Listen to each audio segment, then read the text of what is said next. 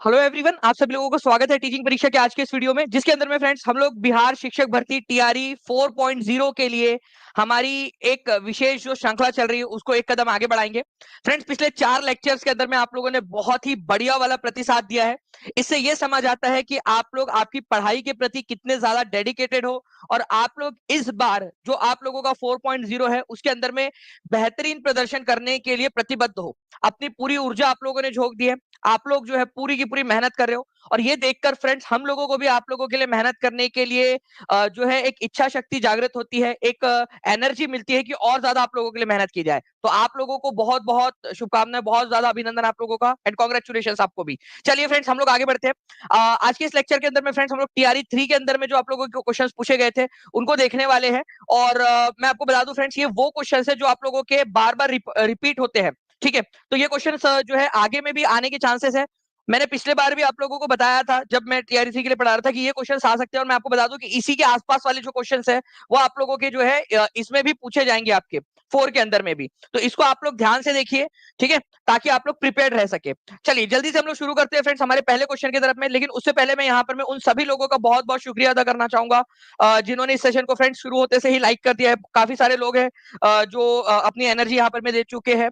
ठीक है, 400 से ज्यादा 400 प्लस बच्चे यहाँ पर में हैं हमारे साथ में, जिन्होंने इस सेशन को शुरू होने से पहले ही लाइक कर दिया था। बहुत बहुत शुक्रिया। ये पूरा का पूरा सेशन उन 400 से ज्यादा लोगों को समर्पित। ठीक है, चलिए नाउ फ्रेंड्स पहले क्वेश्चन की तरफ में आगे बढ़ते हैं। देखिए पहला ही क्वेश्चन आप लोगों के सामने ये रहा। जल्दी से बताइए इस पर्टिकुलर क्वेश्चन का आंसर क्या होने वाला है आप लोगों का। ठीक है, इस क्वेश्चन के अंदर में बोला गया है आप लोगों से कि भाई बताइए जालियनवाला बाग जो आप लोगों का हत्याकांड है, ठीक है, उसके समय में भारत के वायसराय कौन थे। और आप लोग जानते हो फ्रेंड्स कि ये क्वेश्चन आप लोगों को करवाया गया क्वेश्चन है आप लोगों का, है ना। जालियनवाला बाग हत्याकांड के समय में भारत के वायसराय कौन थे, ये करवाया था आप लोगों को, याद है आप लोगों को। चलिए, पोल आप लोगों के पास में आ चुका है, पोल में भी आंसर कर सकते हो आप लोग। तो जालियनवाला बाग हत्याकांड के समय में फ्रेंड्स देखिए, जालियनवाला बाग हत्याकांड हुआ कब था आपका, ये हुआ था आप लोगों का फ्रेंड्स 13 अप्रैल, 13 अप्रैल 1919 को। अच्छा एक और चीज आपको बताता हूँ, एक और क्वेश्चन पूछा गया एक एग्जाम के अंदर में कि उस दिन कौन सा वाला दिन था। ठीक है, दिवाली थी, होली थी, बैसाखी थी, दशहरा था, ईद थी, क्रिसमस था, क्या था उस दिन। ठीक है, तो ये क्वेश्चन आप लोग, ठीक है, बताइए जल्दी से। 13 अप्रैल 1919 को। और उस समय में भारत के जो वायसराय थे वो तो लॉर्ड चैम्सफोर्ड। बार बार आपको बोला था, ये याद रखना है आप लोगों ने। रॉलेट, अब एक क्वेश्चन और बन सकता है, रॉलेट एक्ट जब लागू हुआ, रॉलेट रॉलेट एक्ट, उस समय में भारत के वायसराय कौन थे, वो भी लॉर्ड चैम्सफोर्ड हो जाएगा आप लोगों का आंसर। ठीक है, ये भी याद रख सकते हो आप लोग। एक और क्वेश्चन बनता है इसमें, गवर्नमेंट ऑफ इंडिया एक्ट आया था आप लोगों का, अगर आप लोगों को पता हो, 1919। ठीक है, उस समय में भारत के वायसराय कौन थे, तो ये भी क्वेश्चन आता है आपका, लॉर्ड चैम्सफोर्ड थे। ठीक है, ये भी क्वेश्चन बन सकता है आप लोगों का। इसके अलावा बनता है फ्रेंड्स, गवर्नर जनरल और वायसराय वाली पूरी क्लास आपको करवाई हुई है। ठीक है, उसके बाद में जो है फ्रेंड्स आप लोगों का एक क्वेश्चन और बनता है आप लोगों का कि लखनऊ अधिवेशन जब हुआ था, लखनऊ लखनऊ सेशन जब हुआ था आप लोगों का 1916 का, 1916 का, उस समय में भारत के वायसराय कौन थे, तब भी तुम्हारे चचा लॉर्ड चैम्सफोर्ड ही थे। ठीक है, ये सारे के सारे क्वेश्चन जो बन सकते हैं फ्रेंड्स वो आप लोगों को बता दिया मैंने यहाँ पर। मैं तो बैसाखी का दिन था जालियनवाला बाग हत्याकांड के समय में, ये याद रखेंगे आप सभी लोग, लॉर्ड चैम्सफोर्ड। अब मैं कुछ चीजें आप लोगों को यहाँ पर मैं दिखाना भी चाहूंगा फ्रेंड्स कि देखिए हम लोगों ने यहाँ पर मैं इसको पढ़ा था, रॉलेट सत्याग्रह हुआ था आप लोगों का, जिसको काला कानून कहा जाता था। ठीक है, ब्लैक बिल, और उसी के विरोध में जो है फ्रेंड्स आप लोगों का 6 अप्रैल 1900 जो है 19 को रॉलेट सत्याग्रह मनाया गया। और जालियन वाला बाग जो है फ्रेंड्स, ये चीज यहाँ पर में इकट्ठा हुए थे, डॉक्टर सत्यपाल और सैफुद्दीन किसलू को अरेस्ट कर लिया गया था उनके विरोध में। ठीक है, कौन सा दिन था, बैसाखी का दिन था उस दिन, 13 अप्रैल 1919 को। और उस समय में भारत के वायसराय कौन थे, viceroy of India Lord Chelmsford, आप देख सकते हो। अब आप क्वेश्चन पूछा जा सकता है, सर 2 मिनट के लिए बस एक बार रुक जाइए सर, एक एक बात बच्चों को बतानी है मैंने। दानी सर, हमारे पंजाब के लेफ्टिनेंट गवर्नर कौन थे उस समय में। ठीक है, तो आप लोग यहाँ पर में देख सकते हो फ्रेंड्स, माइकल ओ डायर, ये क्वेश्चन पूछा जा सकता है, माइकल ओ डोयर या माइकल ओ डायर भी आप इनको बोल सकते हो, लेकिन ये माइक जनरल डायर नहीं थे, माइकल ओ डायर थे ये। ठीक है, तो पंजाब के लेफ्टिनेंट गवर्नर कौन थे, ये क्वेश्चन आ सकता है आप लोगों का। ओके, चलिए, तो ये क्वेश्चन याद रखना है। जालियनवाला बाग हत्याकांड कौन से शहर में हुआ था, ये भी क्वेश्चन अगले बार आप लोगों से पूछा जा सकता है, अमृतसर के अंदर में। ठीक है, तो आप देख सकते हो, आप लोगों के सामने प्रूफ है। भारतीय राष्ट्रीय आंदोलन पार्ट 2 पेड क्लास का ये क्लास है आप लोगों की। भारतीय राष्ट्रीय कांग्रेस के पहले अध्यक्ष कौन थे, ये आप लोगों को बताना था, जल्दी जल्दी से बताइए आप सभी लोग। ठीक है, बताइए इस पर्टिकुलर क्वेश्चन का आंसर क्या होगा।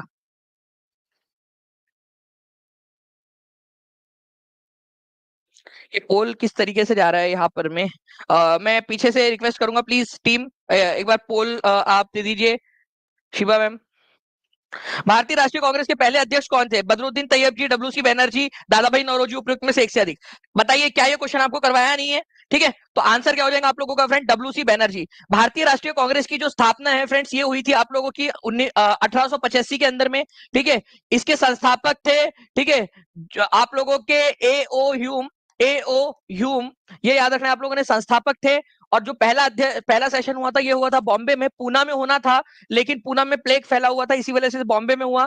72 लोग, 72 जो लोग थे वो इसके अंदर में आए थे। और डब्ल्यूसी बैनर्जी, वोमेश चंद्र बैनर्जी जो है फ्रेंड्स, इसके अध्यक्ष थे। पहले सेशन की अध्यक्षता इन्होंने की थी। तो आंसर आप लोगों को हो जाएगा option number B. Actual question है फ्रेंड्स आप लोगों का ये। ठीक है, जीएस में पूछा गया क्वेश्चन, 11-12 वाले जीएस में पूछा गया। कल जाके पीआरटी वाले जीएस के अंदर में 6 to 8 के अंदर में, 9-10 के अंदर में, या फिर आपके 6 to 8 के मेन पेपर के अंदर में, ठीक है, 9-10 के मेन पेपर में, 11-12 कहीं पे भी पूछा जा सकता है। पीआरटी के पूरा का पूरा आप लोगों का 120 नंबर में से कहीं पे भी आ सकता है। ठीक है, तो B is the correct answer आप लोगों का। देख सकते हो आप लोग फ्रेंड्स, ये क्वेश्चन आप लोगों का, जो दादा भाई नौरोजी, फिरोज शाह मेहता, बदरुद्दीन तैयब जी, उमेश चंद्र बैनर्जी थे। जो पहला सेशन था 1885 में हुआ, 72 लोगों ने इसमें पार्टिसिपेट किया था बॉम्बे में। और इसके अध्यक्ष कौन थे? ठीक है, गोकुलदास तेजपाल संस्कृत जो महाविद्यालय, वहां पर में ये हुआ था आप लोगों का। और वोमेश चंद्र बैनर्जी, ठीक है, पहले वो पाठशाला हुआ करती थी, फिर बाद में उसको अपग्रेड कर दिया गया था महाविद्यालय के अंदर में। पहला सेशन बॉम्बे में हुआ आप लोगों का। और इसके अध्यक्ष कौन थे, ये क्वेश्चन आप लोगों से पूछा जा सकता है। डब्ल्यूसी बैनर्जी, ठीक है, वोमेश चंद्र बैनर्जी, आप देख सकते हो यहाँ पर में लिखा हुआ है वोमेश चंद्र बैनर्जी। तो वोमेश चंद्र बैनर्जी जो है फ्रेंड्स, इसके अध्यक्ष थे, ये याद रखेंगे आप सभी लोग। पहले सेशन के कितने लोगों ने पार्टिसिपेट किया था, जल्दी से कमेंट करके आप लोग बता देंगे, कितने लोगों ने पार्टिसिपेट किया था पहले सेशन के अंदर में? ये क्वेश्चन अगले बार के लिए बहुत ज्यादा इंपॉर्टेंट है, हर एक बच्चा जल्दी से आंसर कर देगा। चलिए, 850 से ज्यादा बच्चे यहाँ पर में जुड़ चुके हैं फ्रेंड, 650 से ज्यादा लाइक्स आप लोगों ने कर दिए। जल्दी जल्दी से सेशन को लाइक कर देंगे। और जिन्होंने भी अब तक टीचिंग परीक्षा चैनल को सब्सक्राइब नहीं किया, चैनल को सब्सक्राइब करके बेल आइकन जरूर दबा दीजिएगा। चलिए, पूरी की पूरी इंपॉर्टेंट सेशन की लिस्ट जो है फ्रेंड्स आप लोगों के लिए उपलब्ध करवा दी गई है।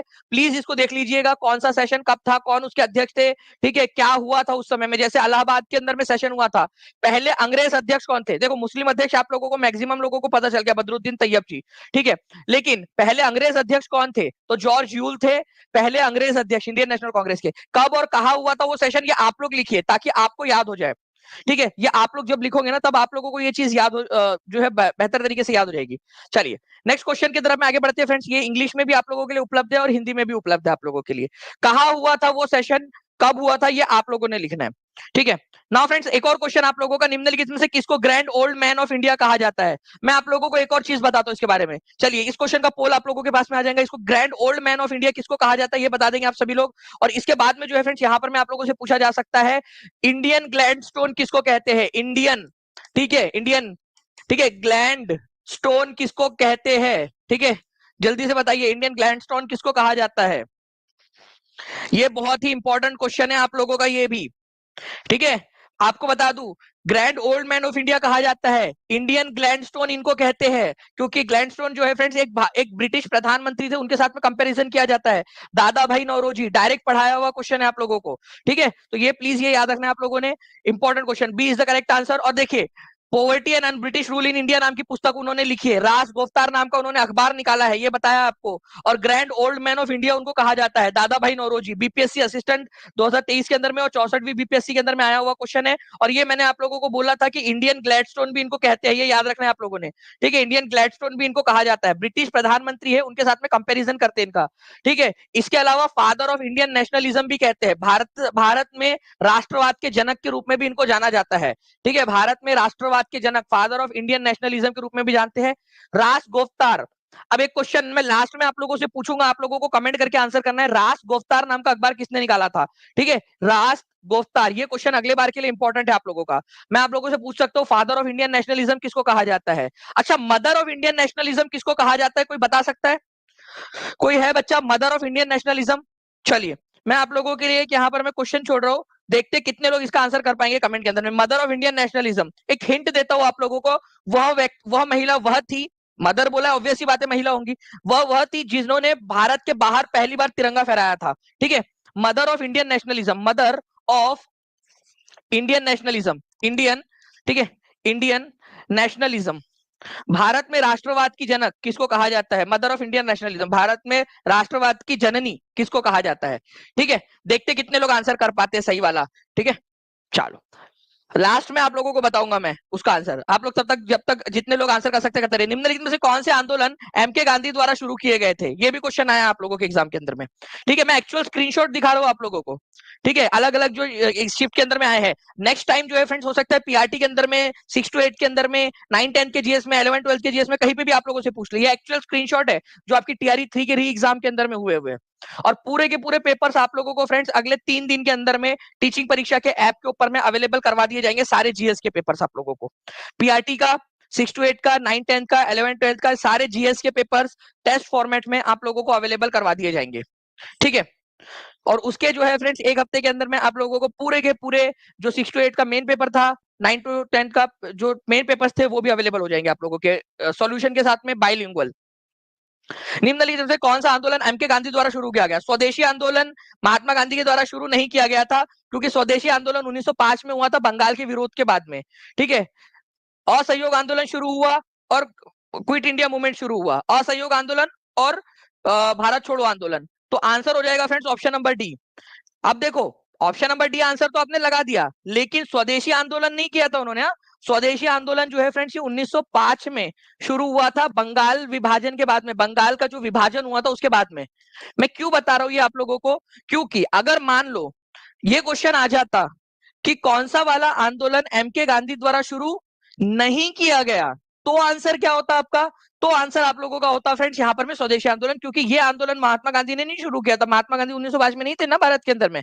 ठीक है, तब वो आंसर हो जाता आप लोगों का स्वदेशी आंदोलन। नहीं किया गया, पूछा गया होता तो आंसर हो जाता। ठीक है, शोभा जी समझ गए, बाकी लोग भी समझ गए होंगे। जल्दी जल्दी से सेशन को लाइक भी करते रहेंगे फ्रेंड्स, 750 लोगों ने सेशन को लाइक कर दिया है। जल्दी से सेशन को लाइक करते रहेंगे, और जहां भी अपने दोस्तों के साथ में टेलीग्राम, फेसबुक, व्हाट्सएप, इंस्टाग्राम, जहां जहां शेयर कर सकते हो शेयर जरूर करते रहेंगे आप सभी लोग। ओके, चलिए नेक्स्ट क्वेश्चन की तरफ में आगे बढ़ते हैं हम लोग फ्रेंड्स। यहाँ पर में डी का आंसर हो जाएगा आप लोगों का। नॉन कोऑपरेशन मूवमेंट आपका 1920 में शुरू हुआ था आप लोगों का, और इसके अलावा जो है क्विट इंडिया मूवमेंट 1942 के अंदर में। Now next question, Bardoli Satyagraha का नेता कौन था? आप बताइए क्या क्वेश्चन आया है। क्या ये हम लोगों ने पढ़ा नहीं था बारदोली सत्याग्रह आप लोगों का?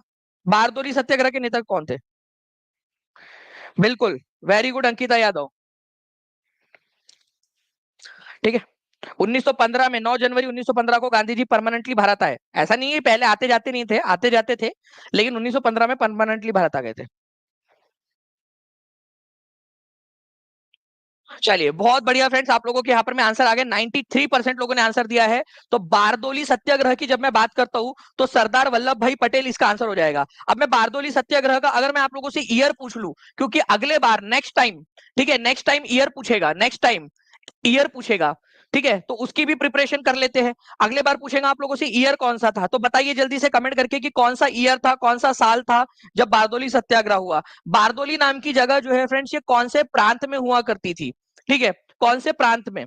ठीक है, क्योंकि उस समय गुजरात नाम का कोई प्रांत नहीं था। गुजरात नाम का प्रांत जो है फ्रेंड्स आप लोगों का 1960 में बना, गुजरात राज्य। पता है ना आपको, एनसीईआरटी के 8वीं कक्षा के आखिरी चैप्टर के अंदर में एक बात दी गई है, भाषा के आधार पर बॉम्बे जो राज्य था उसको तोड़कर गुजरात और महाराष्ट्र, आपके 2 राज्य इस तरीके से बने। बॉम्बे बना, फिर बाद में उसका नाम महाराष्ट्र का दिया गया। तो आपका गुजरात जो है वो 1960 में बना, वो प्रांत था बॉम्बे प्रांत। ठीक है, समझ गए ना आप लोग? ये जो भारत था ना यहाँ पर, मैं आप लोगों का, यहाँ इस वाले एरिया के अंदर में जो ये पूरा एरिया था, इधर में पूरा, इधर अंग्रेजों के तरफ वाला, इधर वाला पूरा एरिया जो है फ्रेंड्स, इसको बॉम्बे प्रांत बोलते थे आप लोग। ठीक है, बॉम्बे प्रांत। तो बारदोली भी बॉम्बे प्रांत में आता था, आज के गुजरात के अंदर में। ठीक है,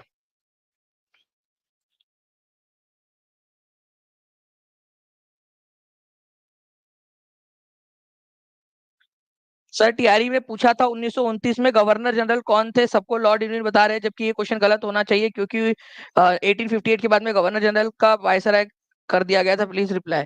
राजू भाई, राजू भाई राजू भाई आपका जो नाम है, मैं आपको बता दूं कि बिल्कुल आपकी बात सही है, टेक्निकली उसका नाम वायसराय होना चाहिए था। ठीक है, अगर आप चैलेंज करते हो और बीपीएससी उसको एक्सेप्ट कर लेता है, तो बिल्कुल उसको जो है वहां पर में किया जा सकता है, क्योंकि टेक्निकली उसका नाम जो है वो वायसराय कर दिया गया था।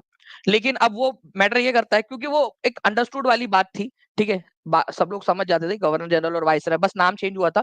ठीक है, तो इसीलिए मुझे नहीं लगता कि वो लोग उसके ऊपर में कुछ भी करेंगे। बारदोली सत्याग्रह का नेता कौन था? सरदार वल्लभ भाई पटेल, ये याद रखना है आप सभी लोगों ने। ठीक है, ईयर आप लोग जो है फ्रेंड्स बता दिया आप लोगों ने 1928 के अंदर में। मैं आपको बता रहा था ये कौन सा एरिया था यहाँ पर में, ये बॉम्बे प्रांत था। बारदोली कौन से प्रांत में आता था? बॉम्बे प्रांत में आता था, ये याद रखेंगे आप लोग। जी बिल्कुल, लेट्स डू स्टडी जी बिल्कुल। ठीक है, नाउ तो यहाँ पर मैं आप देख सकते हो फ्रेंड्स, वल्लभ भाई पटेल को सरदार की उपाधि किसने दी थी? तो ये जो उपाधि थी फ्रेंड्स, ये आपके बारदोली की महिलाओं ने ही दी थी। ये नेक्स्ट एग्जाम के लिए क्वेश्चन आप लोगों का इंपॉर्टेंट याद कर लीजिए। बारदोली सत्याग्रह का नेतृत्व किया था इन्होंने, ठीक है, सरदार वल्लभ भाई पटेल ने, बारदोली सत्याग्रह। और ये बारदोली सत्याग्रह हुआ कब था आप लोगों का? तो ये ईयर आप लोगों से पूछा जा सकता है, प्लीज याद रखिएगा आप लोग। ये ईयर है आप लोगों का, आप लोग इस गोले के अंदर में वापस से भर देंगे। ठीक है, ये क्लास के अंदर पूरा पढ़ाया हुआ है आप लोगों को। 1928 के अंदर में आप लोगों का हुआ था। उसके बाद में जो है फ्रेंड्स, बारदोली की महिलाएं जो थी ना, महिलाएं, उन्होंने सरदार की उपाधि दी थी। अगले बार के लिए ये क्वेश्चन इंपॉर्टेंट हो जाता है। इनको यूनिफायर ऑफ इंडिया, भारत का एकत्रकर्ता, या फिर आयरन मैन ऑफ इंडिया भी इनको कहा जाता है। ठीक है, तो यूनिफायर ऑफ इंडिया, भारत को एकत्र करने वाला, एक भारत को जोड़ने वाला, और आयरन मैन ऑफ इंडिया, लौह पुरुष भी कहा जाता है। इनका हैप्पी वाला बर्थडे कौन से तारीख को आता है, बता सकते हैं आप लोग? जल्दी जल्दी से बताइए। 863 लाइक्स आप लोगों ने कर दिए, 1150 के करीब बच्चे जुड़ चुके हैं हमारे साथ में। नाउ फ्रेंड, प्रैक्टिस क्वेश्चन आप लोगों के लिए फास्ट, बीपीएससी स्कूल टीचर 2023 का क्वेश्चन, फास्ट, जल्दी जल्दी से बताइए आप लोग।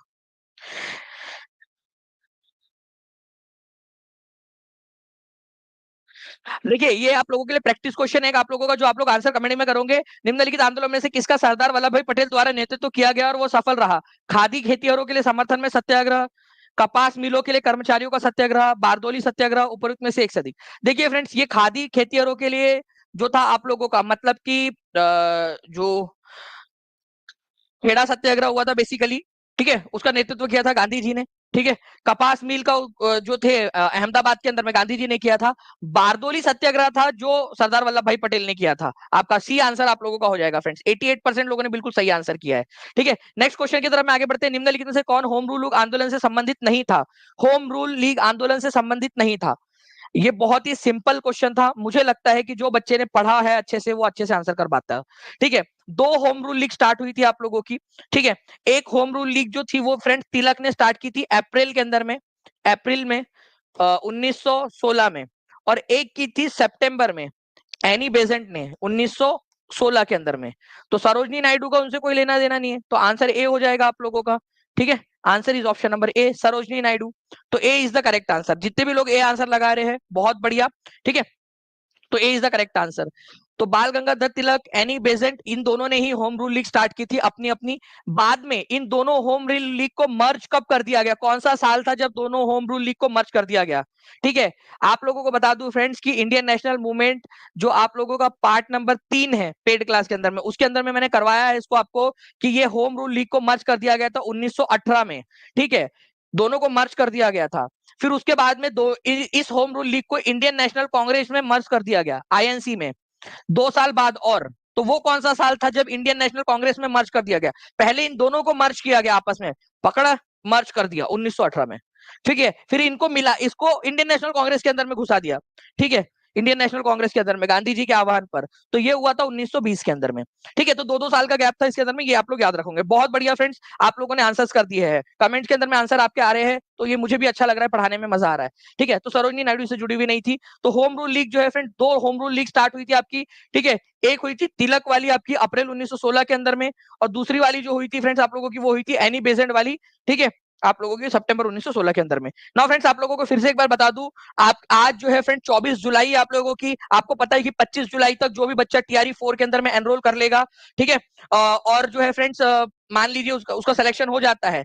ठीक है, हम और पढ़ाई शुरू करनी है, सिर्फ एनरोल करके छोड़ना नहीं है किसी ने भी, पढ़ाई शुरू करनी है। ठीक है, और आपका सिलेक्शन हो जाता है तो आपकी 50% फीस जो है फ्रेंड एज अ गिफ्ट आपको रिफंड कर दी जाएगी। ठीक है, ये आपको मोटिवेट करने के लिए है, जो भी किया जा सकता है। अगर आप 31 जुलाई से पहले एनरोल कर लेते हो तो आपको 40% जो आपकी फीस है friend as a gift refund कर दी जाएगी, अगर आप क्वालिफाइड हो जाते हो, आप सेलेक्ट हो जाते हो तो। ठीक है, अगर आप सेलेक्ट हो जाते हो, ओके, टीआरई 4 के अंदर में, और हम पूरी जान लगा देंगे। इसके अलावा अगर आपने जो है फ्रेंड्स एक एक जो है यहाँ पर में हमारा सपना है ठीक है, जो आपकी जिंदगी बदल सकता है, एक मेरा सपना जो आपकी जिंदगी बदल सकता है, आपके परिवार की जिंदगी बदल सकता है। आपने इतनी मेहनत करनी है, हम सब ने मिलकर इतनी मेहनत करनी है कि आप टॉप 100 के अंदर में आओ। अगर पीआरटी का पेपर दे रहे हो तो टॉप 100 के अंदर में आना है, पूरी जो लिस्ट रहेंगी, ठीक है, पूरे जनरल से जो लिस्ट बनती है आपकी, उसके अंदर में पहले नंबर पे, पहले 100 में आना है आपने, ठीक है। तो अगर आप फर्स्ट 100 के अंदर में आते हो, ठीक है, वो वाली कैटेगरी के अंदर में जो नॉर्मल वाली लिस्ट बनती है, कैटेगरी वाली नहीं, नॉर्मल वाली लिस्ट के अंदर में टॉप 100 में आना है आपने, तो फुल फीस आपकी जो है रिफंड कर दी जाएंगी एज ए गिफ्ट। ठीक है, ये मोटिवेशन के लिए आप लोगों के, और आप लोगों को जो है फ्रेंड्स एक लैपटॉप भी दिया जाएगा, ताकि जो है आप यहाँ पर मैं मोटिवेटेड रहे, जैसे आपके माता पिता आपको मोटिवेट करते थे, बिल्कुल वैसे ही कर रहे हैं यहाँ पर भी। ओके, चलिए, और पढ़ाई अच्छे से कर दीजिए, टॉप 100 के अंदर में आना। अब डायरेक्ट जो है ना तैयारी करनी हम लोगों ने टॉप 100 में, इसके अंदर में सारी की सारी चीजें तो आपको मिलेंगी ही फ्रेंड्स। ठीक है, जो प्रीमियम ई बुक्स है टीचिंग परीक्षा की, ठीक है, प्रीमियम ई बुक्स जो हम लोग नॉर्मली आप लोगों को ऐसा अलग से नहीं देते हैं, क्योंकि वो बहुत ज्यादा महंगा हो जाएगा, वो ये आप लोगों को इसके अंदर में ही इंक्लूड करके दिया जाता है। 65 जो सॉल्व पेपर्स थे, प्रीवियस ईयर पेपर्स, उसमें आपको अभी वाले जो पेपर्स है वो भी इंक्लूड हो जाएंगे आप लोगों के। ठीक है, टीआरई 3 का लीक पेपर भी उसमें इंक्लूड कर दिया गया है, तो आप अब तो वो 100 से ज्यादा हो जाएंगे आपके पूरे के पूरे पेपर्स। 65 पेपर्स जो 350 रुपए का, वो भी इसी में इंक्लूड है, आपका पूरा का पूरा मिल जाएगा आपको। 50 से ज्यादा मॉक टेस्ट है, चैप्टर वाइज नोट, सारी चीजें, NCERT bilingual animated videos, YouTube की जो क्लास होती है उसकी सारी पीडीएफ यहाँ पर में अपलोड हो जाती है। Next question, Bihar provincial Congress committee जिसका मुख्यालय पटना में, इसका गठन कब हुआ था? अब देखिए फ्रेंड्स, ये क्वेश्चन है आप लोगों का एग्जाम में आया हुआ, इसका आंसर कीजिए आप सभी लोग। बिहार प्रोविंशियल कमेटी का गठन कब हुआ था? मुझे टॉप 100 में आना है सर, इस बार लैपटॉप लेना आऊंगा मैं। तुषांत निमेश जी, ठीक है, आपको जितनी ज्यादा खुशी होगी ना, उससे ज्यादा खुशी मुझे होगी। ठीक है, और मैं चाहता हूँ कि पूरे 100 बच्चे जो है वो टीचिंग परीक्षा से हो, पूरे के पूरे 100 बच्चे टॉप 100 के अंदर में। ठीक है, इतनी मेहनत करनी है। Thank you very much Ajit कुम जी, पूरी की पूरी जान लगा देंगे हम लोग। तो देखिए, बिहार प्रोविंशियल कांग्रेस कमेटी जिसका मुख्यालय पटना में, इसका गठन कब हुआ, जो है फ्रेंड्स, कहा जो है कब हुआ था, आपका ये बोला जा रहा है बिहार प्रोविंशियल कांग्रेस कमेटी का, तो 1908 के अंदर में हुआ था। अब देखिए यहाँ पर मैं आप लोगों से, ये एक प्रैक्टिस क्वेश्चन आप लोगों का, जो आप लोगों के बिहार जो है आपका 11th-12th एग्जाम 2023 में पूछा गया था। अगले बार ये क्वेश्चन एग्जाम के अंदर में आने वाला है, प्लीज इसको ध्यान रख लीजिए, आप लोग इंपॉर्टेंट मार्क कर लीजिए। ठीक है, टीआरई 4 के लिए लिख देता हूँ यहाँ पर मैं, ताकि जब मैं वीडियो बनाऊं आपको, तो आप लोगों को पता हो टीआरई 4 के लिए। आप लोग कहोगे सर आपको कैसे पता? एक्सपीरियंस भी एक चीज होती है, ठीक है, कि भाई किस तरीके से पैटर्न चल रहा है। ठीक है, कैसे टीआरई 1 का टीआरई 2 में क्या ट्रांसलेट हुआ है, टीआरई 4 का 2 का 3 में लीक में, और उसके बाद क्या ट्रांसलेट हुआ है, एक पैटर्न समझ आ रहा है। बहुत ही ज्यादा इंपॉर्टेंट है। बिहार प्रोविंशियल, बिहार प्रांत की कांग्रेस कमेटी का गठन जो है फ्रेंड्स कहां पर में हुआ था, ये भी क्वेश्चन बन सकता है इसमें, और ये भी क्वेश्चन बन सकता है, 1908 के अंदर में हुआ था। इसको याद रख लीजिए आप सभी के सभी लोग, ये आपको मिल जाएगा, प्रिंटेबल नहीं रहती है ई बुक, ये प्लीज ये याद रखिएगा आप लोग। ओके, चलिए, वो ई बुक नहीं रहेंगी। ओके, चलिए, तो 1908 जो है फ्रेंड्स आप लोगों का आंसर हो जाएगा। प्लीज ये दो पॉइंट याद रख लीजिए, एक बार लिख लो कहीं तो भी, अपनी अपनी कॉपी में या डायरी में या कोई पेज में या कमेंट के अंदर में कहीं तो भी लिख के रख लो, या अपने हाथ में लिख लो, आज दिन भर याद कर लेना। बिहार प्रोविंशियल कांग्रेस कमेटी का गठन पटना में हुआ था, इसका मुख्यालय पटना में था, और 1908 में इसका गठन हुआ था। रिविजन करते रहना आप लोगों ने। 993 लाइक्स हो चुके हैं फ्रेंड्स, 7 लाइक्स दूर है हम लोग 1000 से। 1936 में अखिल भारतीय किसान सभा, ठीक है, इसकी स्थापना बिहार के किसके नेतृत्वकर्ता में हुई थी? ठीक है, 1936 में अखिल भारतीय किसान सभा, ठीक है, अखिल भारतीय किसान सभा, ऑल इंडिया किसान जो है यहाँ पर में सभा की स्थापना 1936 में हुई थी फ्रेंड्स। आपको बताना है किसके अंदर, किसके नेतृत्व में हुई थी। ठीक है, तो यहाँ पर मैं जो है फ्रेंड्स आप लोगों को बता दूं कि अखिल भारतीय किसान सभा जो है फ्रेंड्स, इसकी स्थापना जो है स्वामी सहजानंद सरस्वती जी ने की थी, और इसका जो पहला सेशन हुआ था वो लखनऊ के अंदर में हुआ था। ठीक है, ऑल इंडिया किसान सभा का फर्स्ट सेशन कहा हुआ था, फर्स्ट सेशन, पहला अधिवेशन कहां पर में हुआ था? वो हुआ था फ्रेंड्स आप लोगों का लखनऊ के अंदर में, लखनऊ के अंदर में। उसमें इंडियन नेशनल कांग्रेस से कौन पार्टिसिपेट किया था? इंडियन नेशनल कांग्रेस का एक बहुत ही बड़ा नेता थे जिन्होंने पार्टिसिपेट किया था, वो नेता का नाम कोई बता सकते? इंडियन नेशनल कांग्रेस के एक नेता थे जिन्होंने पार्टिसिपेट किया था, आपको बार बार बताया है मैंने। ठीक है, तो आपको बता दूं फ्रेंड्स कि इंडियन नेशनल कांग्रेस के जो नेता थे वो थे जवाहरलाल नेहरू, जिन्होंने इसमें पार्टिसिपेट किया था। ये क्वेश्चन एग्जाम के अंदर में अलग अलग जगह पे पूछा जा चुका है, आगे में भी पूछे जाने की संभावना है, प्लीज इसको याद रखिए आप सभी लोग। ठीक है, ओके,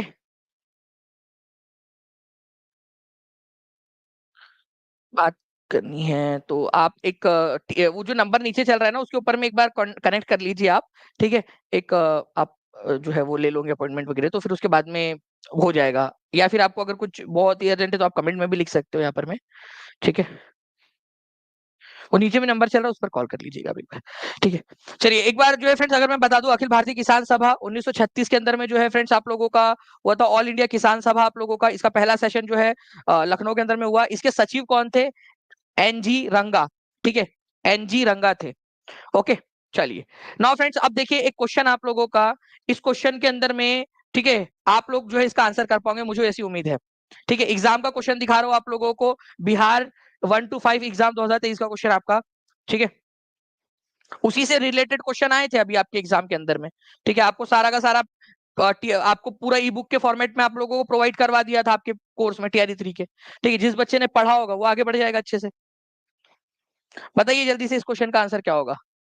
तो देखिए फ्रेंड्स आंसर आप लोग कर दिए हैं सहजानंद सरस्वती। ऑल इंडिया किसान सभा के पहले अध्यक्ष कौन थे? सहजानंद सरस्वती। सेशन कहां पर में हुआ था? फर्स्ट सेशन जगह बताइए आप लोग, फर्स्ट सेशन की जगह, ठीक है, जगह बताएंगे आप लोग कहा हुआ था। नेक्स्ट क्वेश्चन की तरफ में आगे बढ़ते हैं फ्रेंड। निम्नलिखित में से किस देश में भारत ने अपना यूपीआई चालू किया? ठीक है, मैं उम्मीद करता हूँ कि यहाँ पर में हम लोगों ने जो है फ्रेंड्स GIF भी हम लोगों ने लगा दिया होगा, ठीक है। यहाँ पर में इसके बाद में किस देश ने अपना पहला यूपीआई चालू किया है? मॉरिशियस, म्यांमार, थाईलैंड, उपयुक्त में से एक से अधिक, उपयुक्त में से कोई नहीं, ठीक है। तो किस देश ने अपना यूपीआई चालू किया है? ठीक है, तो मैं आप लोगों को बता दूं, भारत ने अपना यूपीआई, जैसे यूपीआई से आप करते हो ना, यूनिफाइड पेमेंट इंटरफेस, ठीक है, तो वो जो है फ्रेंड्स आपका कहां पर में स्टार्ट हो गया। तो आप लोग देखिए यहाँ पर में यूपीआई जो है फ्रेंड्स हाल ही में आप लोगों का जो है पेरिस के अंदर में तो हुआ ही था आप लोगों का, पेरिस के अंदर में लॉन्च किया गया था हम लोगों ने। उसके अलावा हम लोगों ने श्रीलंका में लॉन्च किया हुआ है, मॉरिशियस के अंदर में लॉन्च किया है, फ्रांस में, UAE, सिंगापुर, भूटान और नेपाल, ये वो देश है जहां जहां पर में ये लॉन्च हुआ है, ठीक है। ये याद रखेंगे आप सभी लोग। अब मैं चाहूंगा कि आप लोग जो है फ्रेंड्स इसको एक बार पढ़े और मैं स्पीड में पीछे जाऊंगा आप लोगों का, आप लोग फिर आंसर करोगे वापस से, ठीक है। आप लोग बताइए यहाँ पर में, ओके। चलिए अब आंसर, अब क्वेश्चन फिर से आ गया, अब बताइए अब इसका आंसर क्या होगा। पोल एक बार दे दिया जाए टीम प्लीज, एक बार फिर से। निम्नलिखित में से कौन सा देश है अपना यूपीआई चालू किया है? कौन कौन से देश आपको लगते हैं वो भी आप लिख दीजिएगा, ठीक है।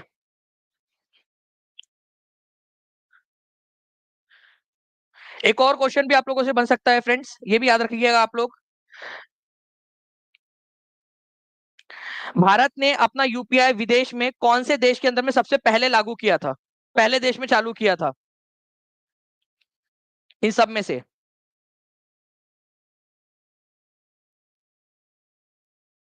तो फ्रेंड्स सबसे पहला जो है ना, मैं आपको बता दूं, फर्स्ट जो था देश जिसने किया था हमारा यूपीआई एक्सेप्ट, वो था नेपाल, ठीक है। नेपाल, उसको कोई दिक्कत भी नहीं थी वैसे, वो तो हमारी करेंसी भी एक्सेप्ट कर लेता है, ठीक है। तो मॉरिशियस जो है फ्रेंड्स, ये याद रखेंगे आप सब लोग, इनमें से ए इज द करेक्ट आंसर यहाँ पर में, ओके। चलिए, और सबसे पहला कौन था इनमें से जिसने एक्सेप्ट किया था? तो प्लीज कभी अगर मान लीजिए भूले भटके से क्वेश्चन आ जाए, क्योंकि एक क्वेश्चन तो आपका 2016 का पता नहीं कब का क्वेश्चन पूछ लिया, वो फिजिबल भी नहीं था वो इतना, कौन सा वाला 2016 का एक क्वेश्चन पूछ लिया था, तमिलनाडु वाला, ठीक है।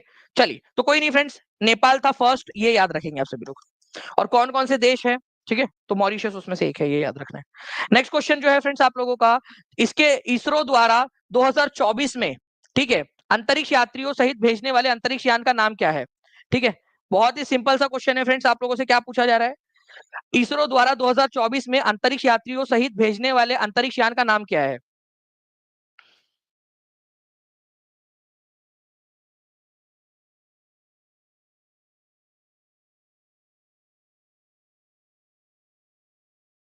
ठीक है, तो देखिए फ्रेंड्स अगर मैं आप लोगों से बात करूं तो गगनयान उसको नाम दिया गया है आप लोगों का, ठीक है, गगनयान, ओके।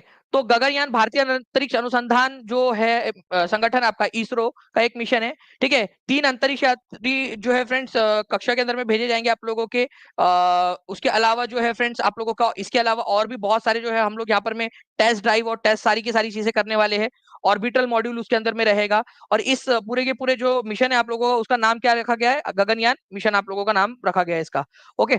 चलिए, नाउ फ्रेंड्स नेक्स्ट क्वेश्चन, कौन सा देश G7 देश नहीं है? ठीक है, G7 देश नहीं है आपका, ठीक है। तो मैं आपको बता दूं फ्रेंड कि 3 जो है फ्रेंड्स उसके अंदर में करेंगे, और एक जो है उसके अंदर में क्या रहेगा? पायलट रहेगा। तो ऐसे मिला के 3+1 जो है क्या हो जाएंगे? 4 लोग हो जाएंगे आप लोगों के, 3+1 4, ठीक है। एक जो है मेन कमांडर रहेंगे उसके, तो 3+1 4, चलिए नेक्स्ट क्वेश्चन की तरफ में आगे बढ़ते हैं फ्रेंड्स आप लोगों के। इस क्वेश्चन का आंसर करिए आप लोग, कौन सा देश जी इसका सदस्य नहीं है।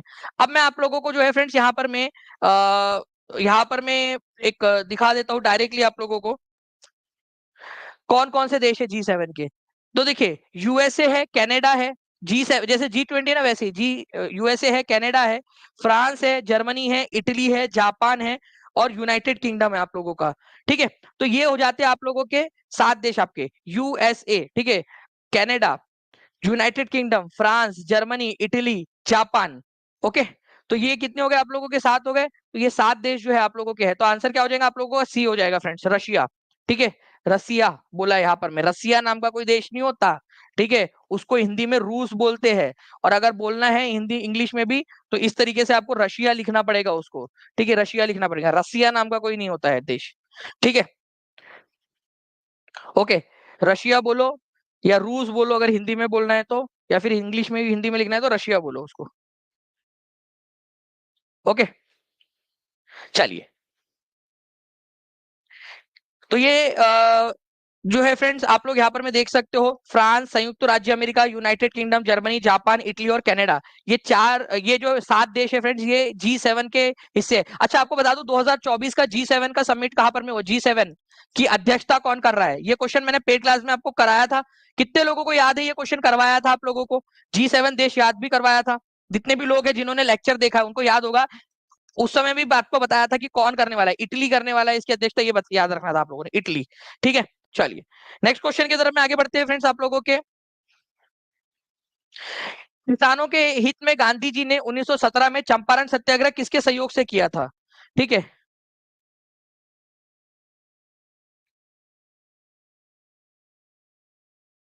चंपारण में गांधी जी के साथ में कौन थे।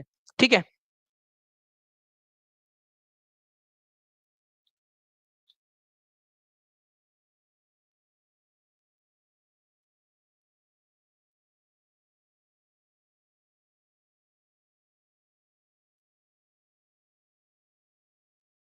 चलिए अलग अलग आंसर्स आप लोगों के आ रहे हैं फ्रेंड्स, जल्दी जल्दी से आंसर्स करते रहेंगे आप सभी लोग।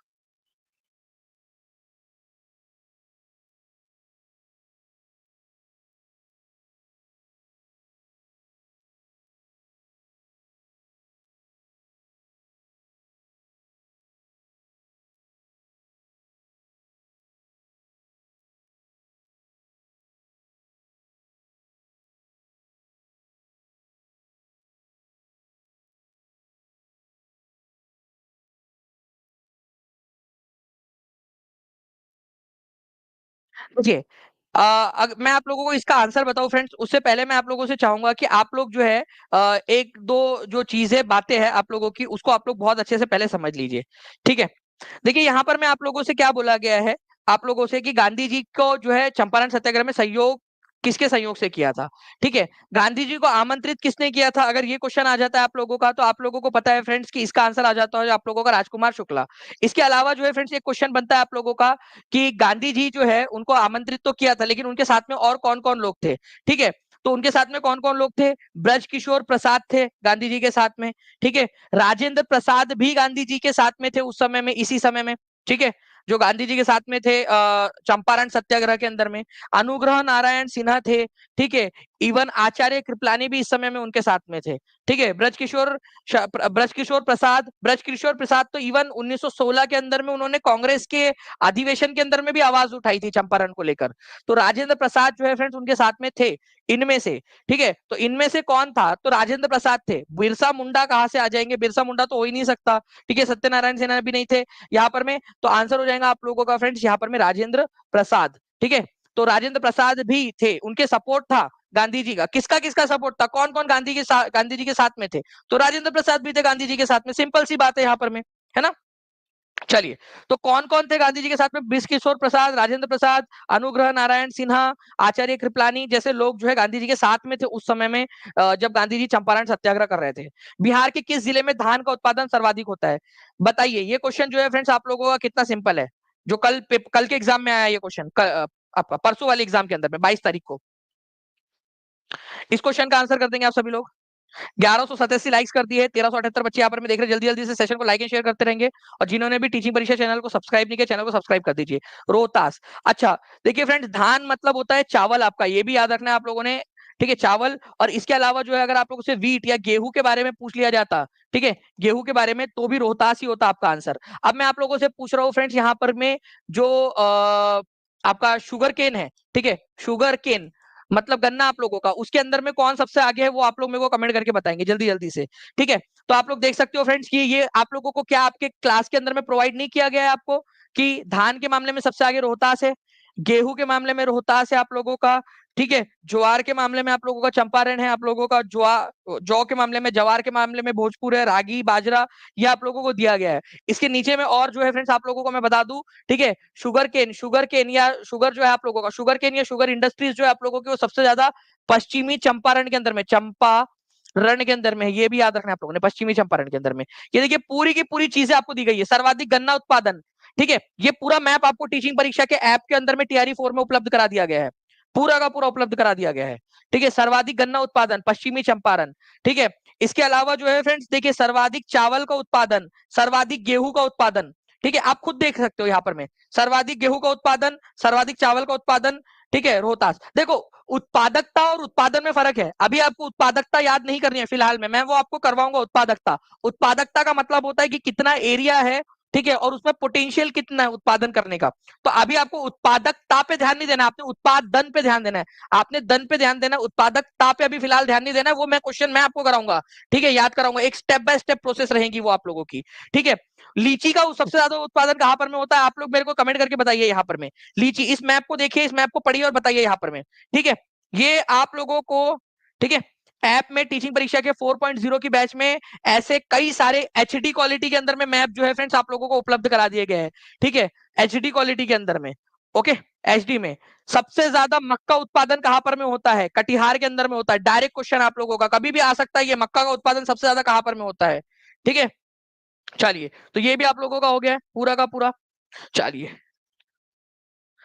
सबसे ज्यादा प्याज का उत्पादन कहां पर में होता है, भाई प्याज आपको पढ़ाया है, सबसे ज्यादा प्याज नालंदा के अंदर में होता है, सर्वाधिक प्याज का उत्पादन। और एक करंट अफेयर की न्यूज बताता हूं, पहली बार इंटरनेशनल अनियन डे 30 मई को मनाया जा रहा है आप लोगों का, पहली बार अंतरराष्ट्रीय प्याज दिवस कब, अंतरराष्ट्रीय प्याज दिवस कब मनाया जा रहा है, जब भी आपकी TRE 4 की एग्जाम होगी उसके अंदर में करंट अफेयर का क्वेश्चन आ सकता है, 30 मई को, ठीक है, अंतरराष्ट्रीय प्याज दिवस। नालंदा में सर्वाधिक प्याज का उत्पादन होता है, बिहार के अंदर में, ये भी याद रखेंगे। पूरा का पूरा आपको TRE 4 के बैच के अंदर में आप लोगों को मिल जाएगा, जिन भी लोगों ने परचेस कर लिया उन लोगों को पता होगा। तेहरान किस पर्वत पर स्थित है, पहली बात तो तेहरान जो है फ्रेंड्स ईरान की राजधानी है, ये याद रखना है आप लोगों ने, ईरान की राजधानी है तेहरान, ये हो गया आप लोगों का, ठीक है। मकरान, जैग्रोस, एल्ब्रूज कौन से वाले इस पे है,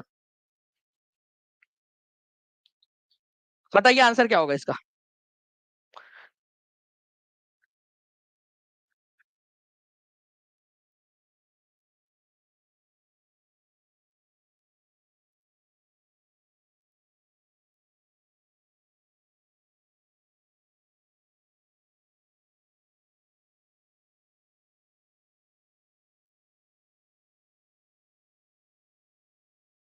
देखिए फ्रेंड्स, आप लोगों में से कई सारे लोगों ने तेहरान देखा और उन्होंने देखा यहाँ भी रान है, यहाँ पे भी रान है, तो यही होगा आंसर, जबकि ये आंसर नहीं है आप लोगों का, ठीक है। ये याद रखेंगे आप सभी लोग, आंसर क्या हो जाएगा फ्रेंड्स, एल्ब्रूज, ठीक है।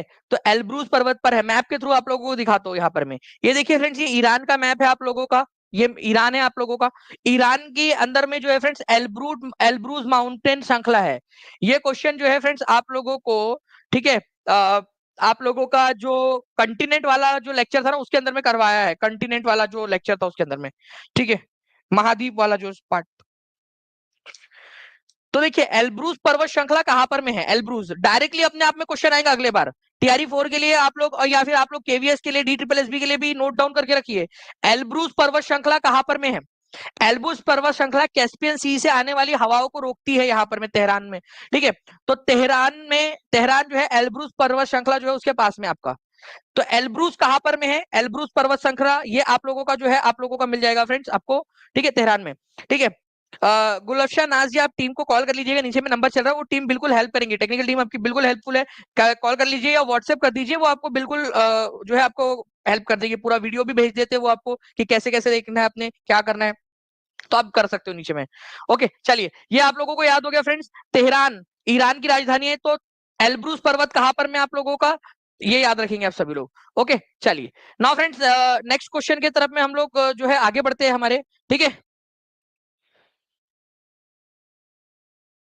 ठीक है। मकरान और जागरोस जो है फ्रेंड्स वो भी आप लोगों का है, लेकिन वो दूसरे जगहों के ऊपर में आप लोगों के। ठीक है चलिए, नाउ एक क्वेश्चन आप लोगों का, भारत के पूर्वी घाट की सबसे ऊंची चोटी कौन सी है? आपको पता है टीचिंग परीक्षा के ऐप पे आप लोगों को सारी की सारी एनसीईआरटी और एससीईआरटी अवेलेबल है। मैं टीम से रिक्वेस्ट करूंगा कि प्लीज जल्दी से अगर एनसीईआरटी का वो ये पॉइंट वो जो है हिंदी इंग्लिश के अंदर में आप उनका स्क्रीनशॉट उपलब्ध करा दे मेरे प्यारे बच्चों को, तो आपका मैं बहुत बहुत शुक्रगुजार रहूंगा मेरे बच्चों की तरफ से। इसका एनसीईआरटी का स्क्रीनशॉट आप वहां से ढूंढ के दे सकते हैं। जल्दी बताइए, भारत के पूर्वी घाट की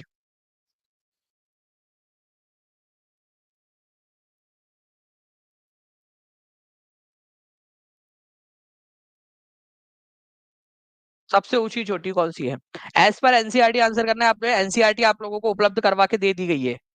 ठीक है चलिए, तो देखिए फ्रेंड्स, अगर मैं सबसे ऊंची चोटी की बात करूं, भारत की सबसे ऊंची चोटी की पूर्वी घाट की सबसे ऊंची चोटी की, तो महेंद्रगिरी आप लोगों का आंसर हो जाएगा। आंसर आपका ऑप्शन नंबर ए होगा। मैं आप लोगों को बता दूं कि आपके टीचिंग परीक्षा के कोर्स में आपको एनसीईआरटी और एससीईआरटी दोनों, हिंदी और इंग्लिश दोनों में उपलब्ध है। इंग्लिश में भी उपलब्ध है और हिंदी में भी उपलब्ध है आप लोगों के लिए। हिंदी और इंग्लिश दोनों के लिए उपलब्ध है आप लोगों का। ठीक है, तो आंसर एनसीईआरटी के अनुसार आप लोगों ने करना है फ्रेंड्स। आंसर आप लोगों ने एनसीईआरटी के अनुसार करना है, तो महेंद्रगिरी आंसर होगा। देखिए, आप लोग नेट पे सर्च करोगे अलग अलग चीजें, मैं आपको एनसीईआरटी का प्रूफ दे दूंगा अभी यहाँ पर। मैं टीम से रिक्वेस्ट करूंगा जल्दी से एनसीईआरटी का प्रूफ लगा दिया जाए यहाँ पर में। ठीक है प्लीज। ठीक है,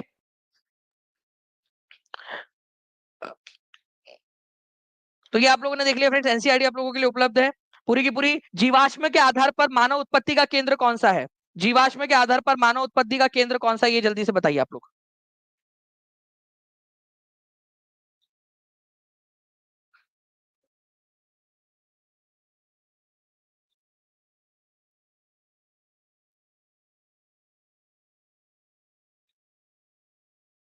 कोई बच्चा बता रहा है कि उनके शिफ्ट उनके सेट के अंदर में ए जो है वो बोल्ड में लिखा हुआ था। सच में? क्योंकि पंजाब में ये केस हो चुका है कि बोल्ड में लिखा हुआ आंसर जो है वो बोल्ड में लिख कर आए थे।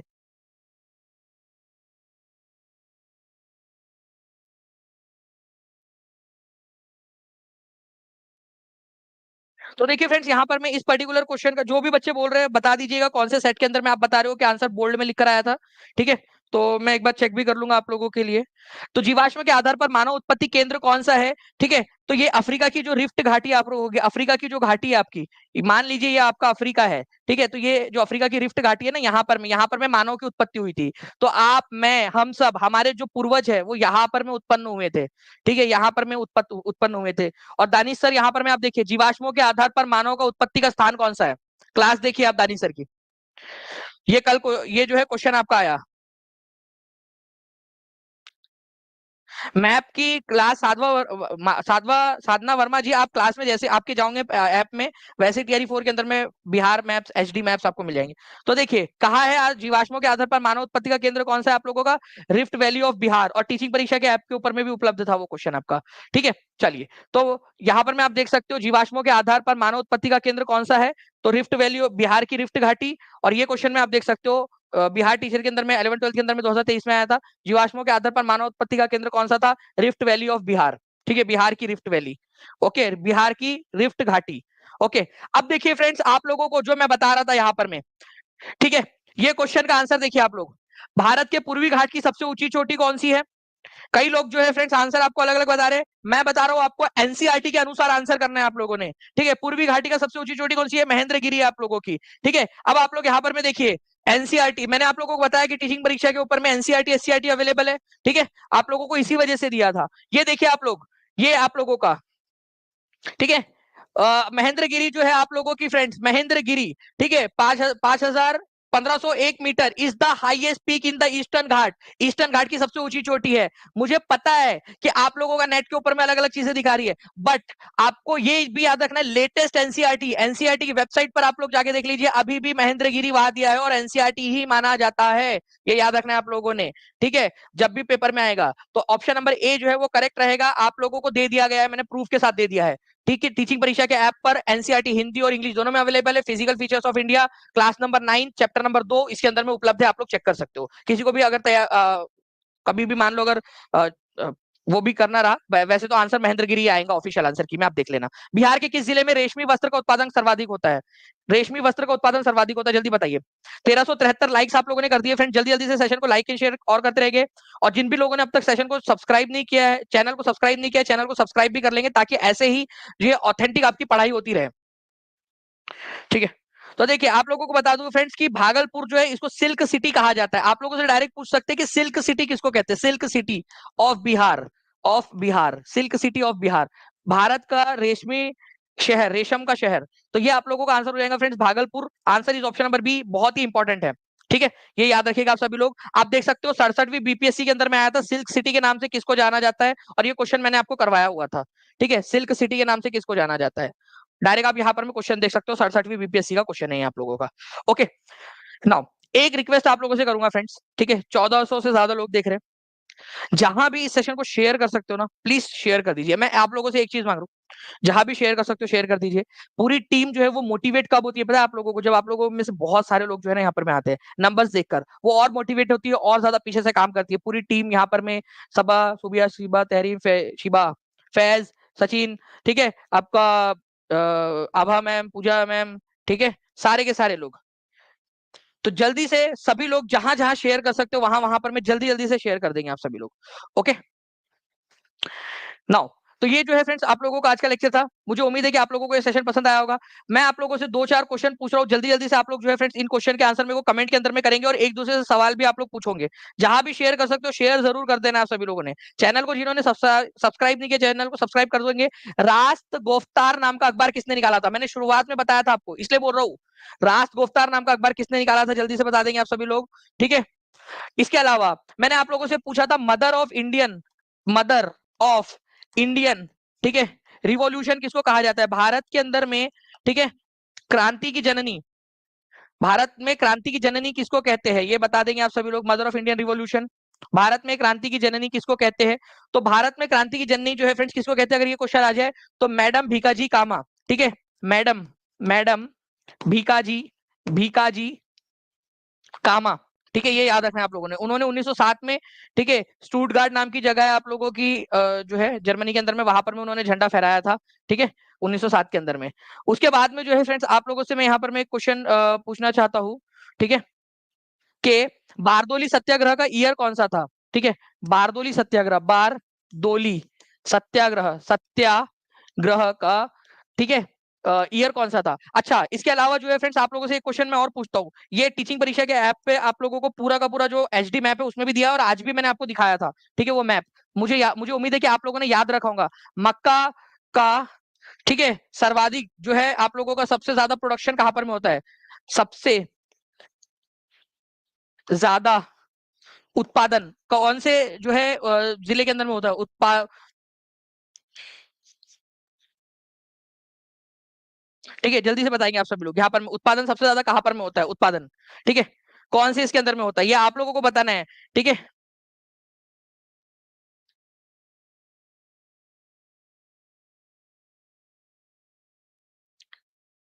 मिस सलाका, मिसलाका करवा दीजिए यार, मिसलाका से, ठीक है। चलिए, तो यहाँ पर मैं ये सारी की सारी जो है क्वेश्चन फ्रेंड्स आप लोग आंसर करोगे, और एक दूसरे से भी सवाल पूछते रहोगे, ऐसी भी मुझे उम्मीद है। 1500 जो है प्लस आप लोगों ने लाइक्स कर दिया, आप सभी लोगों का बहुत बहुत शुक्रिया। एक रिक्वेस्ट करूंगा, जहां जहां शेयर कर सकते हो, ठीक है, जिस जिसको लगता है कि यार आप लोगों के लिए मेहनत कर रहे हो, और आप लोग जो है अपने प्रति ईमानदार हो, ठीक है, आप लोग जो है आप लेक्चर देख रहे हो, और आप उसका जो है वो जो है कुछ देना चाहते हो आप लोग, तो यहाँ पर मैं इस सेशन को जहां भी शेयर कर सकते हो, हर एक टेलीग्राम, हर एक फेसबुक, इंस्टाग्राम, ठीक है, हर ग्रुप में हर जगह पे फैला दीजिए आप सभी लोग इस सेशन को जल्दी जल्दी से, सभी के सभी लोग। ठीक है, इस क्लास का जो है पीडीएफ आपको ऐप के ऊपर में मिल जाता है। ठीक है, आपकी आवाज गूंज रही थी सर एग्जाम में। Thank you very much Ashutosh Narayan ji, बहुत बहुत शुक्रिया। लवली सिंह जी, बहुत बहुत शुक्रिया। चलो फ्रेंड्स, मिलते हैं हम लोग हमारे नेक्स्ट लेक्चर में। इनके आंसर्स आप लोग कर दीजिएगा, और जो भी बच्चे टीचिंग परीक्षा के साथ में जुड़ना चाहते हैं, नीचे में नंबर चल रहा है, उस पर कॉल या व्हाट्सएप कर दीजिए, या टीचिंग परीक्षा के ऐप पर भी डायरेक्टली जा सकते हो। नीचे में लिंक ट्री की एक लिंक दी गई है, उस पर भी आप लोग क्लिक करोगे तो 30 सेकंड लगता है उसके अंदर में, ठीक है, करने में आराम से हो जाएगा आपका। ओके, चलो थैंक यू वेरी मच। ठीक है, और आप लोगों को बता दूं फ्रेंड्स की पहले जो 50% था वो आप लोगों का भी 40% जो है आप लोगों का डिस्काउंट आपका चल रहा है यहाँ पर में 40%, ये और कम हो जाएगा। तो जो भी बच्चे अब तक नहीं ले पाए हैं, ठीक है, वो जो है फ्रेंड्स इसको मिस आउट मत कीजिए आप सभी लोग। ठीक है, अदरवाइज क्या होगा कि आपको हायर प्राइस के ऊपर में, ठीक है, वो खरीदना पड़ सकता है। तो आप लोग जो है क्या कर सकते हो, जल्द से जल्द 40% का जो आपका बचा हुआ अभी भी है उसका आप लोग फायदा उठा सकते हो जल्द से जल्द। ओके, चलो thank you very much, take care and bye, God bless you all, thank you very much, bye, thank you.